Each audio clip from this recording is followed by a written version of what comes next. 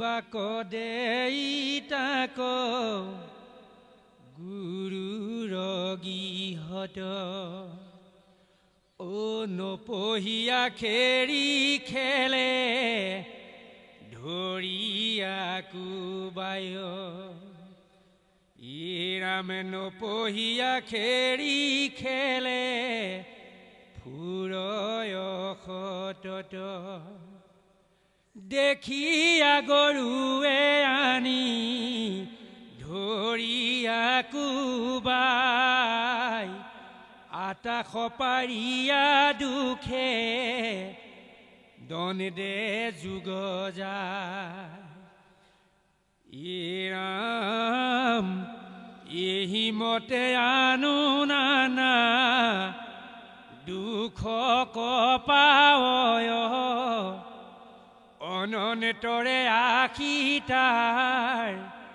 যৌৱন নহয় তাতো মনো বাঞ্চিতন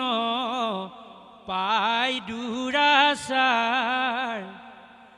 উঠে মহাক্ৰোধ সুখ লভয় পা এৰাম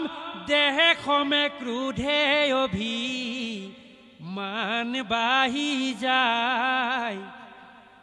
হুয়া কামাতুৰ নিতে সুখ শান্তি নাই এনেকৈ যেতিয়া পিতৃ মাতৃয়ে গুৰুৰ গৃহত পঢ়িবৰ বাবে আমি সন্তানস্বৰূপ জীৱক ছাত্ৰ হিচাপে নামটো লগাই দিয়ে তেতিয়া আমাক শাস্ত্ৰই সিদ্ধান্ত দিছে ছাত্ৰানাং অধ্যয়নং তপ ছাত্ৰ অৱস্থাত ধৰ্ম হ'ল কৰ্ম হ'ল গুৰুসকলে শিকাই দিয়া সেই ব্যৱস্থাটোক আশ্ৰয় কৰা অৰ্থাৎ অধ্যয়নে হ'ল ছাত্ৰৰ তপস্যাৰূপী এক কৰ্ম ধৰ্ম কিন্তু তাকে নপঢ়িয়া খেৰি খেলি ফুৰয় সতত এতিয়া 5 বছৰৰ পৰা 10 বছৰ সময়খিনিত আমাৰ পিতৃ মাতৃ সকলোৱে জানে যে সন্তানে পঢ়িবলৈ ক'লেও নপঢ়ে পঢ়া টেবুলতে টোপনি যায় এনেকুৱা ব্যৱস্থা আমিও পালন কৰি অহা হৈছে প্ৰত্যেকজনাই আৰু সেইকাৰণে হয়তো আমাৰো অৱস্থাখিনি এনেকুৱা আজি হয়তো আমি এইটো কথাও বুজি পাইছোঁ যে আমাৰনো কিয় এনেকুৱাখিনি অৱস্থা হৈছে যে ছাত্ৰ অৱস্থাত আমাৰ যিটো কৰ্ম আছিল ধৰ্ম বুলি সেইটো অধ্যয়ন কৰা সেইটো নকৰাৰ বাবে আমাৰ এনেকুৱা অৱস্থা যে দেখিয়া গুৰুৱে আনি ধৰিয়া কোবাই আতাশ পাৰিয়া দুখে দণ্ডে যুগ যায় এহিমতে আনো নানা দুখক পাৱয় অনন্তৰে আশী তাৰ যৌৱন হয় এনেকৈ পিতৃ মাতৃৰ লগতে শিক্ষাগুৰুৰ কথা নুশুনাৰ বাবে শিক্ষাগুৰুৱেও মাৰে আৰু শিক্ষাগুৰুৱে যেতিয়া পিতৃ মাতৃক কথাখিনি লগাই দিয়ে তোমাৰ ল'ৰাটো বা তোমাৰ ছোৱালীজনী কিন্তু পঢ়া শুনাত একেবাৰে গাধা অকণমান চকু কাণ দিবা এই বুলি পিতৃ মাতৃক লগাই দিয়াৰ লগে লগে পৰীক্ষা বহীখনত কম নম্বৰ যেতিয়া পায় তেতিয়া পিতৃ মাতৃও সন্তানক সেই ব্যৱস্থাটোৰ কাৰণে ধৰি 2 এচাত লগাই দিয়ে এনেকৈ পৌগণ্ড কাল 5ৰ পৰা 10 বছৰ পাৰ হৈ অনন্তৰে আশী তাৰ যৌৱন হয় তাৰ পাছত যৌৱন কালত ভৰি দিয়ে তাতো মনো বাঞ্চিত নপায় দুৰাচাৰ উঠে মহাক্ৰোধ শোক লভয় অপাৰ যৌৱনত ভৰি দিয়াৰ লগে লগে আমাৰ সকলোৱে জানেই কথাখিনি যে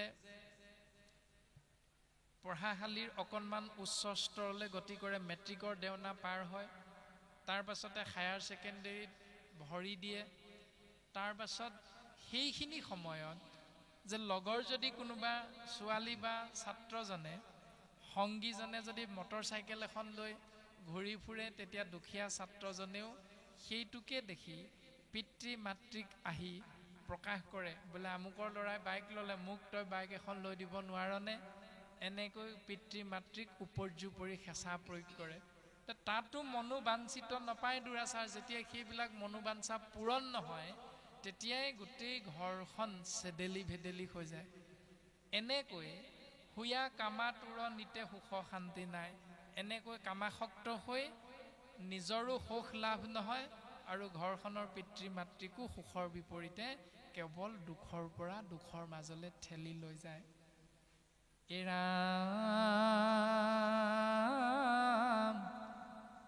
পৰে সমে আপোনাৰ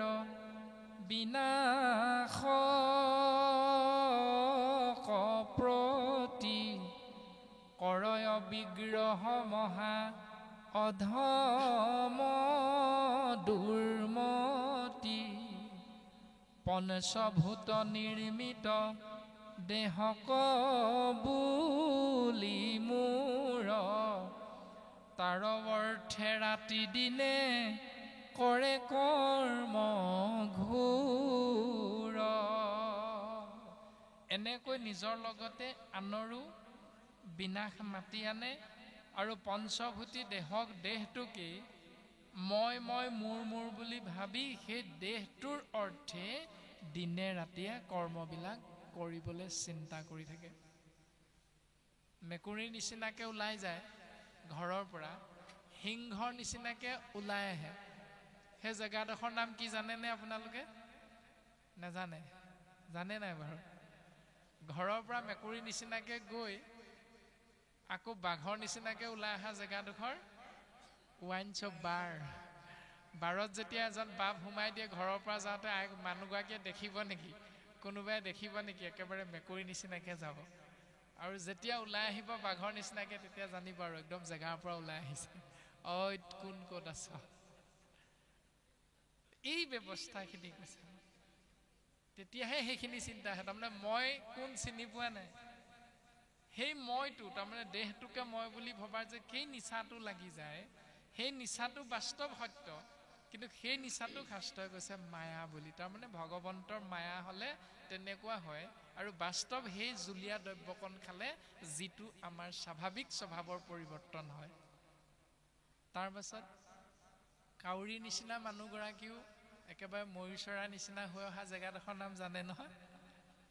জানে নাই জানে বিউটি পাৰ্লাৰ কৃষ্ণৰাম তাৰ অৰ্থে ৰাতি দিনে কৰে কৰ্মঘোৰ তাৰমানে এই শৰীৰটো কলা কলা দাগ পৰিছে সেইকাৰণে শৰীৰটোৰ অৰ্থে 1000 টকা খৰচ কৰা যিটো ব্যৱস্থা নকৰে মুহূৰ্ত ভক্তি নাহি সাধু সংগ দুৰ্জনৰ সংগে মাত্ৰ কৰে ৰংগ ধংগ সন্ধিয়া সময়ত গুৰু সেৱা কৰি যাব লাগে নামঘৰলৈ কিন্তু যায় 4আলি চুকৰ সেই দোকানখনলৈ তাৰ পাছত যেতিয়া ভগৱন্তই নিৰ্দেশখিনি প্ৰেৰণ কৰে আৰু চকুৰ গুৰিত কলা কলা দাগ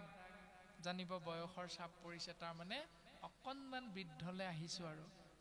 জানিব চুলি কেইডাল যেতিয়া বগা বগা ৰং ধৰিব বয়সৰ চাপ পৰিছে তাৰমানে ভগৱন্তই সংকেত দিছে তোমাৰ বয়স হৈছে তুমি যিখিনি কৰ্ম সুন্দৰভাৱে কৰি আছিলা সেইখিনি কৰ্ম তুমি এতিয়া লাহে লাহে কৰিব নোৱাৰা হৈছা গতিকে তুমি সময় থাকোঁতেই মোক চিন্তা কৰা তে সেই চিন্তা নকৰি আইসকলে কি কৰে বোলে আমুকৰ ঘৰত নাম আছে যাবা নেকি মোৰ যাবলৈ সময় নাই বুজিছা কিন্তু সেইখিনি সময়ত নিজৰ সেই শৰীৰটো সৌন্দৰ্যতা ৰাখিবলৈ বিউটি পাৰ্লাৰলৈ গৈ কিন্তু ভাল পায় তে সেই কথাখিনিকে কৈ আছে নকৰে মুহূৰ্ত ভক্তি নাহি সাধু সংগ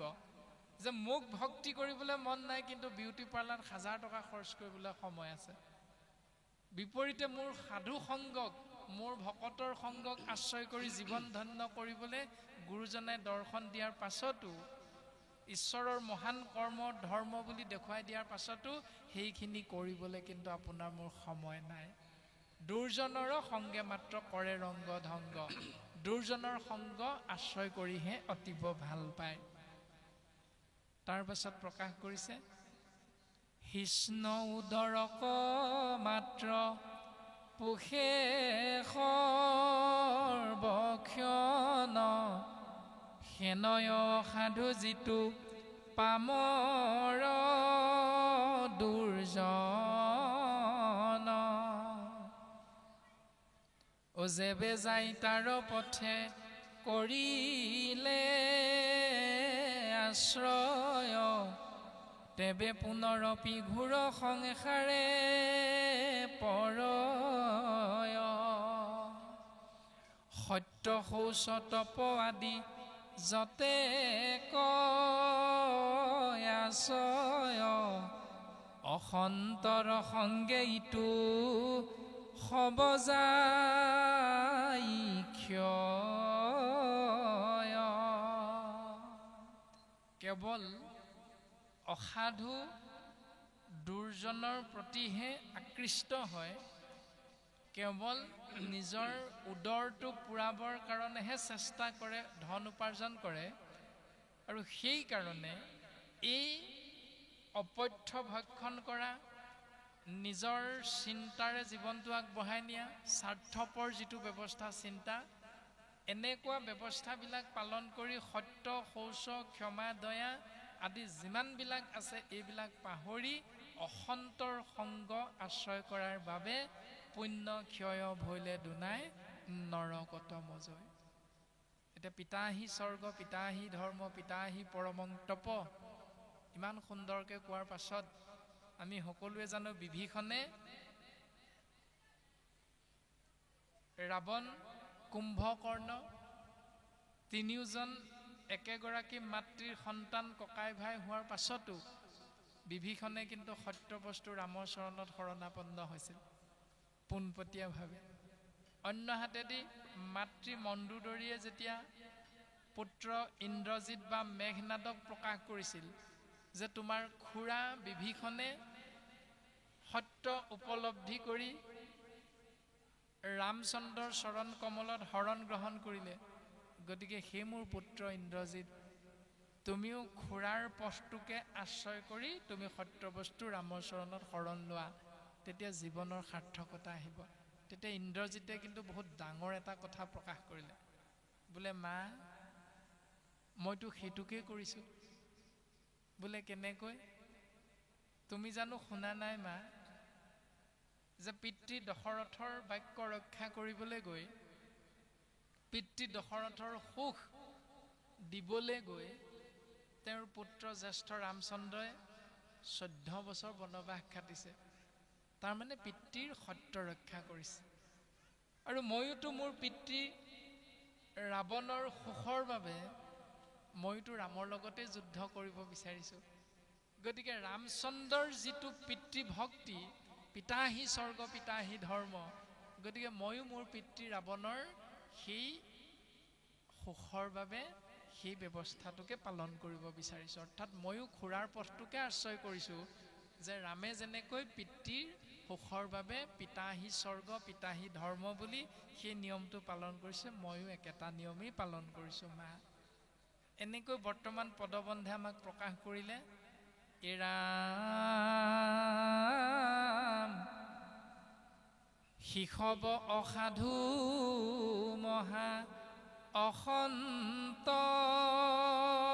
বৰ্বৰ স্ত্ৰী সমস্তৰ যেন ক্ৰীড়াৰ বানৰ তাসম্বাৰ সংগ কদাচিত নকৰোক মহাবুদ্ধিমন্ত সন্ত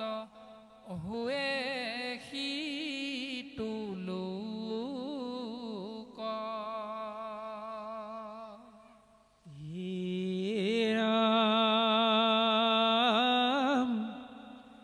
তাৰ সংগে জীৱে তেন মতে বন্ধ নয় নাৰীৰ সংগীৰ সংগ যিমতে ৰয় হে ৰাম স্ত্ৰীৰ সংগে সমস্তে অনৰ্থ মাত্ৰ হয় আকময় তজো আগে কৰহনি নয় হে ৰাম পূৰ্বে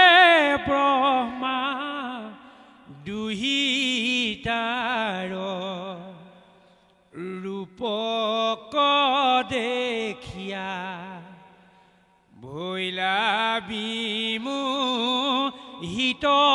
কামে মোৰ দিলে কহিয়া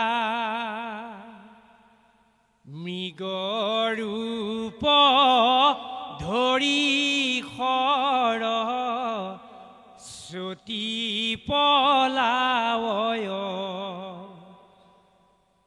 মৃগৰূপ ধৰি বিধি পাছত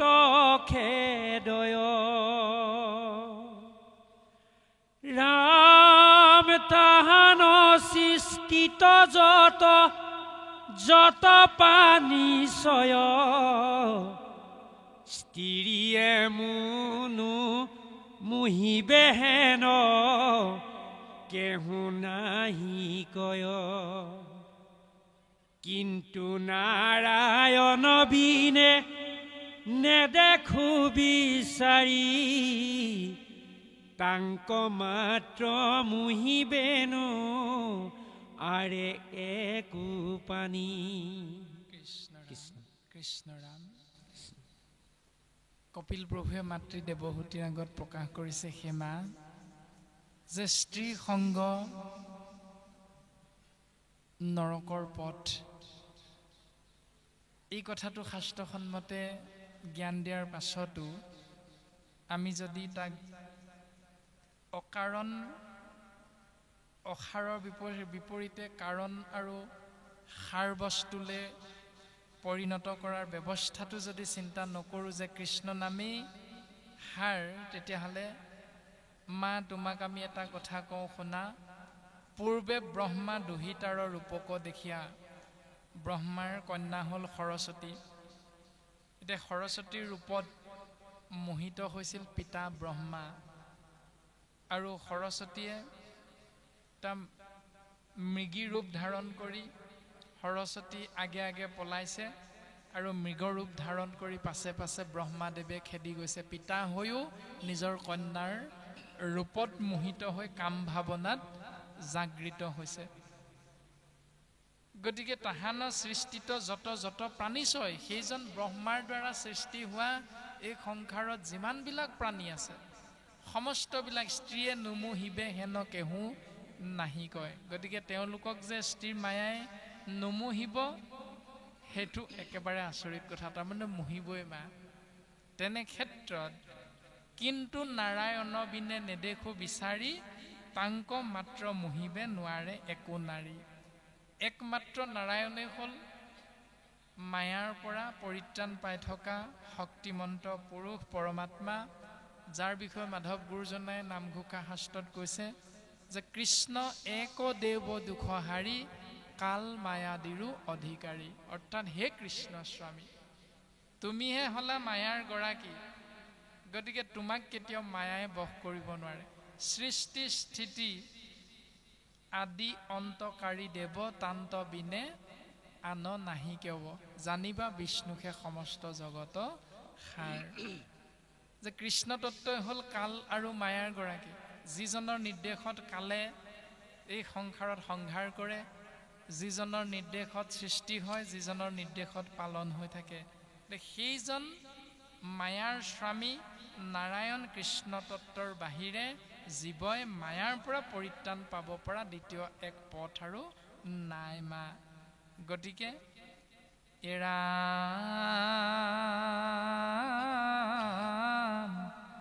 এহি জানি চাৰা জাৰা চাৱে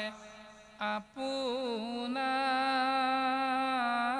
ৰহিত স্ত্ৰীৰ সংগক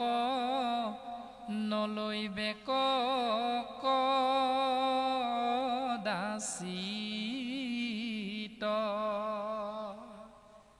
এই তত্ত্বটো জানি লৈ যিসকলে নিজৰ মংগল বিচাৰে তেওঁলোকে স্ত্ৰীৰ সংগৰ প্ৰতি আসক্তি নহৈ কৃষ্ণৰ চৰণ চিন্তাৰ প্ৰতিহে আসক্তি হ'বলৈ শাস্ত্ৰ আমাক উপদেশ দিছে ও পৰম বৈৰাগী যিটো মহাযোগীশ্বয়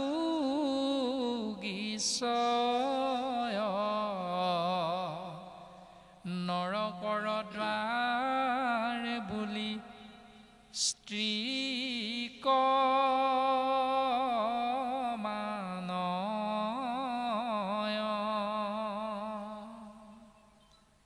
পৰম বৈৰাগ্য যিটো মহাযোগীশ্বয় অৰ্থাৎ মহা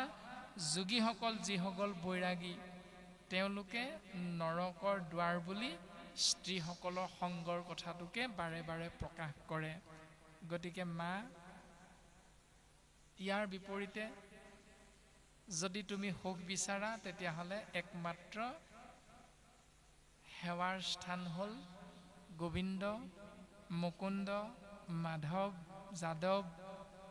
মুৰাৰী, মধুসূদন, যদুনন্দন, নাৰায়ণ আদি আদি নাম তত্ত্বৰ গৰাকী কৃষ্ণ তত্ত্ব। ইয়াৰ পাছত পদে আমাক প্ৰকাশ কৰিব কৃষ্ণ।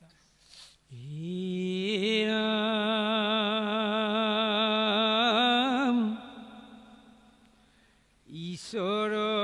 মায়ায়ে কেনে শুনিও কোৱাই সেৱা কৰিবাৰ চলে সমীপক যায় বুদ্ধিমনিত সবে তাইক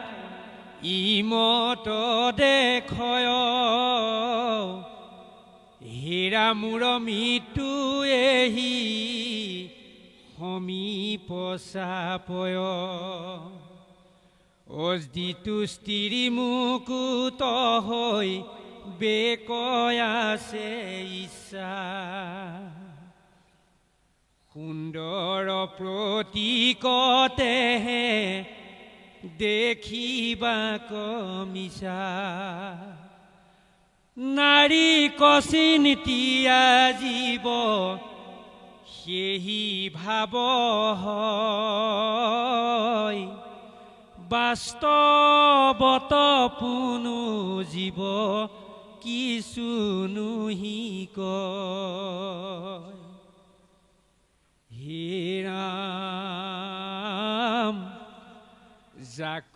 স্বামী কৰি মই মানুহ অজ্ঞানত নুহি কয় প্ৰতীত মৃত্যু বিচাৰত এহি মতে গুণী যিটো হুৱে ভাগ্যৱতী প্ৰতি পুত্ৰ এৰি মুত কৰো কভকতি পুৰুষেও পুত্ৰ ভাৰ্যা সংগ পৰি হৰি ৰাতি দিনে মোহক ৰোক ভজুক যত্ন কৰি এহি মতে তজু আগে কৰিলো বেকত পাপ কৰ্ম ফল জীৱে ভুঞ্জে যেন মত ৰাম আৱে শুনা যেন গতি সকাম কৰ্মৰ গৃহাশ্ৰম ধৰ্মে স্থিত শুয়া যিটো নৰ হে ৰাম বেদৰ পুষ্পিত বাণী শুনি মনোহৰ মনত কৌতুকে দ্ৰব্য জোৰালে বিস্তৰ আৰম্ভয় যজ্ঞ পাছে নানা পশুমাৰী দেৱ পিতৃগণক পূজয় অহংকাৰী কৰয় সংকল্প বোলে পাইবো স্বৰ্গপুৰ অপেশ্বৰা সমে ক্ৰীড়া কৰিব পশুৰ এহিমতে কামে আখি শুয়া বিমোহিত সকামে কৰয় নানা কৰ্ম বিপৰীত ধৰ্ম অৰ্থ কামে আতি কৰয় যতন কৃষ্ণ কথায় অমৃতে বিমুখ সৰ্বক্ষণ হে মা তোমাক মই গৃহস্থী ধৰ্ম পালন কৰা মনুষ্যৰ কৰ্মবিলাকৰ বিষয়ে ক'বলৈ ওলাইছোঁ তুমি শুনা এতিয়া আমিতো সকলো সংসাৰী জীৱ গৃহস্থী ধৰ্মৰ মাজত আছোঁ গতিকে আমি গৃহস্থী ধৰ্মৰ বিষয়ে কপিল প্ৰভুৱে মাতৃ দেৱহূতিৰ আগত কি বুলি ক'লে যে মা গৃহস্থী ধৰ্ম সকাম কৰ্মৰ মাজত যিসকল আবদ্ধ হৈ থাকে সেইসকল শৰীৰধাৰী মনুষ্য নামৰ জীৱই বেদৰ পুষ্পিত বাণীবিলাক শুনি শুনি মনত কৌতুক হয় আৰু কৌতুকৰ মাজত আবদ্ধ হৈ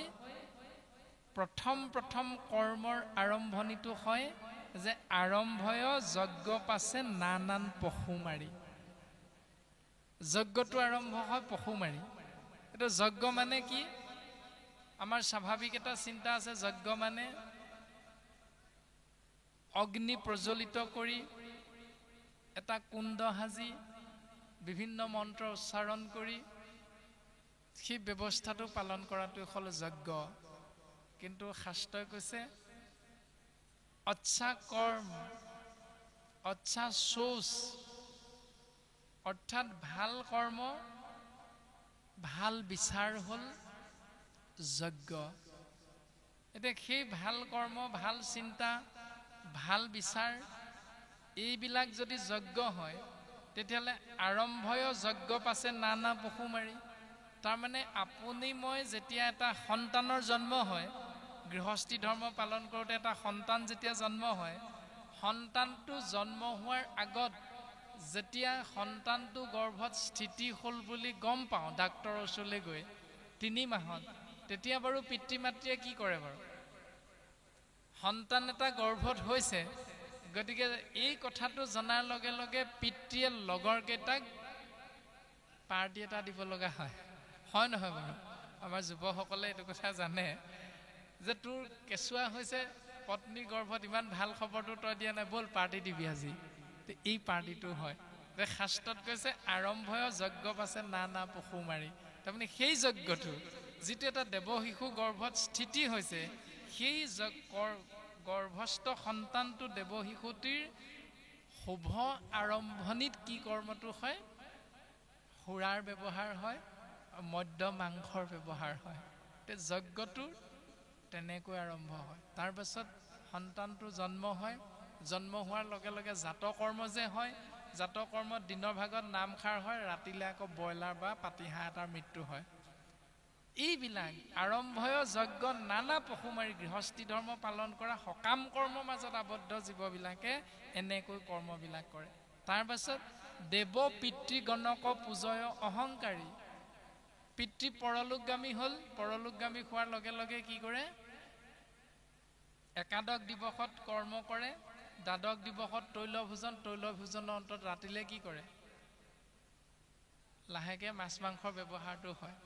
একাদশ দিৱসতে প্ৰায় সমাজত হয় কি হয় খাৰ মাছ খোৱা আছে নাই আপোনালোকৰ এইফালে খাৰ মাছ খোৱাটো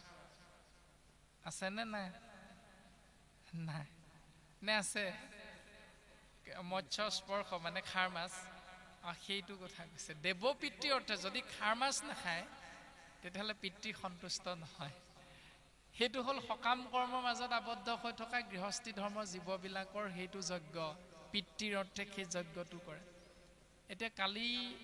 এনেকুৱা এটা যজ্ঞ হৈছে আহোম সম্প্ৰদায়ৰ মাজত আমিও গগৈ লিখোঁ গতিকে আমিও আহোম কিন্তু আহোম বুলি ক'লে দুটা বস্তু ব্যৱহাৰ হয় আপোনালোকে বস্তু কেইবিধৰ নামটো জানেই আৰু শাস্ত্ৰত শুকৰ বুলি কৈছে স্বাভাৱিক অৰ্থত গাহৰি বুলি কয়। গাহৰি আৰু সাজ পানী মানে আপং পানী, এই দুটা আহোম বুলি ক'লে একদম এৰাব নোৱাৰা দ্ৰব্য। এতিয়া মেডাম মেফি মানে অৰ্থটো কি? উপৰি পুৰুষসকলক স্মৰণ কৰি দিয়া দ্ৰব্যৰ ব্যৱস্থাটোক কোৱা হৈছে মেডাম মেফি। এতিয়া চৰাইদেউত ৰজাসকলক পুতি থোৱাৰ ব্যৱস্থা তেতিয়াৰ দিনত, এতিয়া পুতি থওঁতে ৰজাৰ লগত বিভিন্ন বস্তু দিব লগা হয়, সেইকাৰণে মৈদামবিলাক বহুত ডাঙৰ ডাঙৰ, অৰ্থাৎ বহুত মাটি একেলগে দিব লগা হোৱাৰ কাৰণে এটা এটা পাহাৰৰ সদৃশ হয়। গতিকে তাত গৈ সেই উপৰি পুৰুষসকলক সন্তুষ্টিৰ অৰ্থে গাহৰি আৰু সাজ দি দি সেই পূজা পাতল কৰা ব্যৱস্থাটোৰ নাম হ'ল মেডাম মেফি, অৰ্থাৎ উপৰি পুৰুষসকলক স্মৰণ কৰা। এতিয়া আহোম সম্প্ৰদায়ৰ পৰা আমি সকলোৱে সেইটোৱে কৰি থাকোঁ। ছমাহৰ মূৰত যে ছমহীয়াটো পাতোঁ সেইটো একেটাই, এবছৰৰ মূৰত যে বছৰেকীয়াটো পাতোঁ সেইটো একেটাই, মানে উপৰি পুৰুষসকলক স্মৰণ কৰা। এতিয়া সেইটোকে শাস্ত্ৰই কৈছে, আৰম্ভয় যজ্ঞ পাছে নানা পশু মাৰি, দেৱ পিতৃগণক পূজয় অহংকাৰী, কাৰণ এটাই কৰয় সংকল্প বোলে পাইবো স্বৰ্গপুৰ, অপেচৰা সমে ক্ৰীড়া কৰিবো প্ৰচুৰ। যে স্বৰ্গলৈ যাব পাৰিম এইকেইটা কৰ্ম কৰিলে, আৰু স্বৰ্গত গৈ অপেশ্বৰীসকলৰ লগত একেবাৰে সুখ ভোগ কৰি মতলীয়া হৈ থাকিব পাৰিম। এহিমতে কামে আখি শুয়া বিমোহিত, সকামে কৰয় নানা কৰ্ম বিপৰীত। এনেকৈ কামনা বাসনাযুক্ত হৈ অহংকাৰী হৈ জীৱবিলাকে সকাম কৰ্ম কৰে নিষ্কাম কৰ্মৰ বিপৰীতে। ধৰ্ম অৰ্থ কামে আতি কৰয় যতন, কৃষ্ণ কথা অমৃতে বিমুখ সৰ্বক্ষণ। হ'ব লাগিছিল হৰি কথা আলোচনা, কিন্তু হ'ল হৰি কথাৰ বিপৰীত নিয়মখিনি আলোচনা। মেডাম মেফিত সেইটোৱে হয়।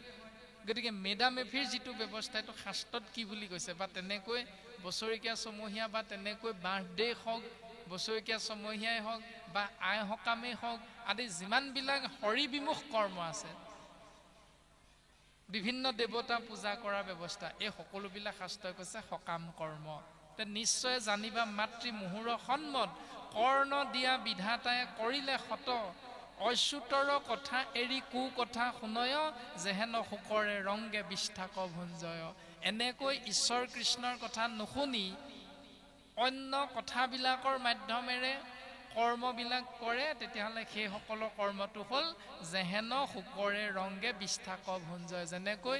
গাহৰিটোৱে নিজৰ বিষ্ঠা নিজৰ মূত্ৰ নিজেই গ্ৰহণ কৰে, ঠিক তেনেকৈ সেই মনুষ্যসকলেও মোৰ কথা এৰি যিবিলাক আহাৰ গ্ৰহণ কৰে, সেই আহাৰবিলাক বিষ্ঠাৰ সমান বুলি কৈছে। মোক চিন্তা নকৰাকৈ, মোৰ কথা আলোচনা নকৰাকৈ, মোত অৰ্পণ নকৰাকৈ যি ৰন্ধন কৰা হয়, চাহৰ পৰা আদি কৰি তামোলৰ বটাটোৰ পৰা আৰম্ভ কৰি একেবাৰে সিদ্ধমুঠি ৰন্ধন কৰা প্ৰক্ৰিয়াটোলৈকে যদি কৃষ্ণ নাম কৃষ্ণত অৰ্পণ কৰি যদি ব্যৱহাৰ কৰা নাযায়,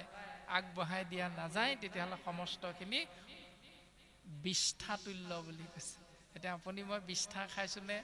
সাত্বিক আহাৰ খাইছোঁ, সেইটো নিজে নিজে শাস্ত্ৰসন্মতে চিন্তা কৰিলে উত্তৰটো লাভ কৰিব পাৰিম। এনেকৈ যজ্ঞত কাটিয়া আছে যত পশু ছয়, এনেকৈ পিতৃ মাতৃৰ সন্তুষ্টিৰ অৰ্থে, নানা দেৱৰ সন্তুষ্টিৰ অৰ্থে যিবিলাক যজ্ঞ কৰি পশু পক্ষীবিলাকক নিৰন্তৰে পশুৰ লোৱাইলা তুমি প্ৰাণ, ব্যাসদেৱৰ দ্বাৰা লিখি দিয়া সেই কৰ্মবিলাক পালন কৰিবলৈ গৈ পথত তেখম্বে আখি চৌভিত্তি বেৰ হয়। এনেকৈ যিমানবিলাক পশুক মাৰিব লগা হয়, মাৰি পেলোৱা হয়, তেতিয়া সেইবিলাক পশুৱে কি কৰে, কেহু হানে কেহু মাৰে ঘাৰ মুচৰয়, কুঠাৰ ধৰিয়া কতো হৃদয়ে খানয়। এনেকৈ কোনোবাই, ব্ৰইলাৰটো মৰা আপোনালোকে দেখিছে নহয়, যিখন দাই কাটে সেই দাখনে পাখিকেইটাত ধৰি পিঠিফালে ধাপকে ঢকা এটা মাৰি দিয়ে, হেঁচা এটা মাৰি দিয়ে, মাৰ এটা মাৰি দিয়ে সেই দাখনে, তাৰপৰা ব্ৰইলাৰটো 1 মিনিটমান ধপধপাই মৰি থাকে। এনেকৈ কোনোবাই মাৰে, কোনোবাই একেবাৰে হাঁহটো কেনেকৈ মাৰে দেখিছে নহয়, ডিঙিটো পকাই মুচৰি ধৰি থাকে 5 মিনিটমান, হাঁহটোৰ মৃত্যু হয়। কুঠাৰ কৰিয়া কতো হৃদয়ে খানয়, তাৰপৰা গাহৰিটো মাৰোঁতে কুঠাৰৰ গাদি দি মাৰে। এনেকৈ এহিমতে কটুকাল ভুঞ্জি পাপ ফল, তেবে যায় স্বৰ্গ পাৱে পাতকী সকল। এনেকৈ এই কৰ্মবিলাকৰ কাৰণে পাপীসকলে নৰকত থাকে আকৌ কৃষ্ণ বুলি কৈ যে মাৰিছিলে গাহৰিটো মাৰোঁতে কি বুলি কৈছিলে প্ৰভু দায় দোষ নধৰিবা উপায় নাই মাৰিব লগা হৈছে কৃষ্ণ এই যে কৃষ্ণ নামটো সোমোৱাই দিছিলে সেইকাৰণে অকণমান পুণ্য জমা হৈছিলে সেই পুণ্যকণৰ কাৰণে পাপ শেষ হ'লে আকৌ স্বৰ্গত থাকিবলৈ পায় কিন্তু এৰাম ও বিমানত চৰি ৰংগে ফুৰে ক্ৰীড়া কৰি নন্দন বনত ক্ৰীড়ে লয়ায় পেচৰি অশ্ৰদ্ধা শুয়া তাৰ তৈতুনো গোচয় প্ৰতিদিনে দিব্য ভোগ অপাৰ ভুঞ্জয় এনেকৈ স্বৰ্গত প্ৰত্যেক দিনাই বিভিন্ন সুখ ভোগ কৰি কৰি থকাৰ অন্তত কতোদিনে পৰে তাৰ বিমান কাম পয় পুণ্য ক্ষয় হৈল হেন তেখম্বে জানয় এনেকৈ সেই বিমানখনত উঠি থাকোঁতে থাকোঁতে অৰ্থাৎ স্বৰ্গত বসবাস কৰি থাকোঁতে থাকোঁতে এদিন পুণ্যৰ অৱসান হয় আৰু লগে লগে পুণ্য ক্ষয় হৈলে দুনাই নৰকত মজে নৰকলৈ আহিব লগা হয় আকৌ এনেকৈয়ে সকাম কৰ্মৰ মাজেৰে জীৱন অতিবাহিত কৰা জীৱবিলাকে স্বৰ্গ নৰক স্বৰ্গ নৰক নৰক স্বৰ্গ স্বৰ্গ নৰক এনেকৈ 84 লক্ষবাৰ বিভিন্ন যোনিত ভ্ৰমণ কৰি ঘূৰি ফুৰিব লগা হয় গতিকে সেই মা এৰাম এহি জানি মাও তুমি এৰি কৰ্মগন সাৱধান কৰি আতি কায়বা কমন একান্ত ভকতি ভাবে কৰিয়া যতন মই চৰত মাত্ৰ পখিও শৰণ সমস্তে ভূতৰ মই হৃদয় পদ্মত নিবাস কৰিয়া মাতৃ থাকো সতত গতিকে মা তুমি সেই কৰ্মবিলাকৰ পৰা আঁতৰি আহা তুমি মোৰ চৰণত একান্তভাৱে ভক্তি কৰা মই ঈশ্বৰত তুমি একান্তভাৱে শৰণ গ্ৰহণ কৰা কিয়নো মই সমস্ত ভূততে ব্যাপ্তমান আপোনাভাৱে জানে